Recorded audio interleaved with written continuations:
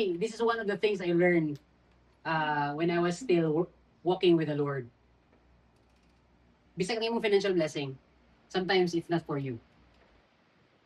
Muna siya, always hindi ka mag-ask sa Ginoo, Lord, where do I spend this and to whom? Yung naka-prepare ang kani nga blessing. E di ba usahay, pag makadawat ka ng sweldo, una-una sarili din, palipinan. We are guilty of it. We are guilty of it. Tanan ta guilty tayo nga na. Even ako guilty ko ano usahay. Makalimot. Paspas yung mga birthday Shopee ba, basta karang nanay kwarta. Inita din kung sa mga weird things there. So, ganyan sa Ginoo, even financial blessing, it is given to you, not for yourself.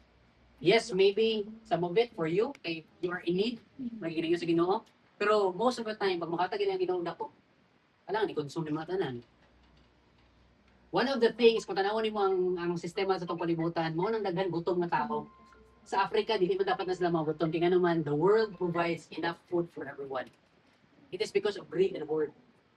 Maunang di makakaon sila. Tinay isa ka pastor nga nagbiyahe siya sa US. Siguro ako gamay about sa blessing.